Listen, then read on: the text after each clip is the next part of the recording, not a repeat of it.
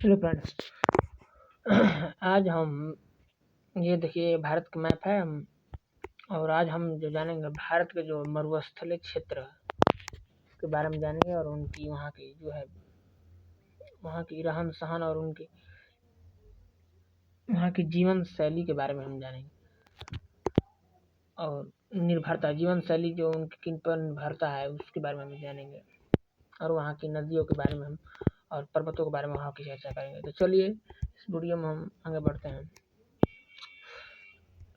कहा जाता है कि भारत का जो है विशाल जो मरुस्थल क्षेत्र भारत के उत्तरी पश्चिमी इलाका में राजस्थान में देखा जा सकता है। यह जो मरुस्थल क्षेत्र राजस्थान से होते हुए पाकिस्तान तक भी रहता है और यह कच्छ के रण तक ले भी मरुस्थलीय क्षेत्र है, यहाँ तक फैली हुई है। और इस मरुस्थल में दूर दूर तक जो है केवल रेत ही दिखाई पड़ती है और यहाँ पर जो है भारत भर में यहाँ पर जो है बहुत भारत में से भर में यहाँ पर बहुत कम बारिश होती है जी। कम वर्षा होने के कारण जो ये मरुस्थल क्षेत्र बन गया है और यहाँ पर वृक्ष भी नहीं है।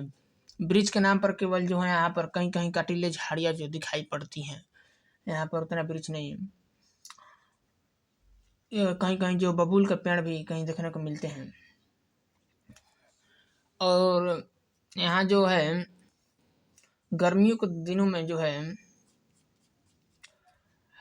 यहाँ पर जो हवाएं चलती हैं, गर्म गर्म हवाएं जो चलती हैं, जो आंधियाँ चलती हैं,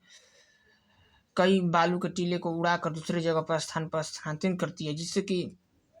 यह एक मरुस्थल बनने का एक यह भी कारण रहा है कि आंधिया से जो है एक स्थान से दूसरे जगह पर जो बालू के टीले बालू के जो झोंके हैं स्थानांतरित करती है, जिससे कि रेतीला जगह और बढ़ता जाता है, विस्तार बढ़ता जाता है मरुस्थल का, एक यह भी कारण रहा है। और इस मरुस्थल बढ़ने में जो है बढ़ाने में एक इंसानों का भी कुछ भूमिका रहा है, जिससे कि लोगों का भी हाथ रहा है। पहले के लोग जो जंगलों को अंधाधुंध जो है कटाई होने के कारण जो है जो यहाँ पर पेड़ नहीं बचा, जिसके कारण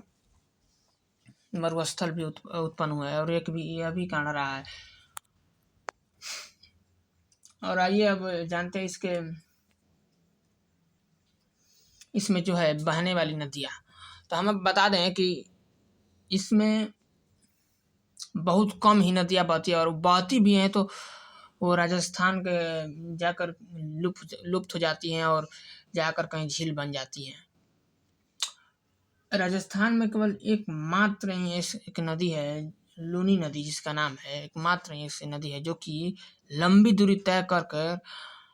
कच्छ के रण में जाकर विलीन होती है, जिसका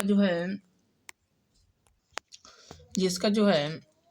उत्पन्न आप ये देख सकते हैं मैप में, जैसे कि ये लूनी नदी है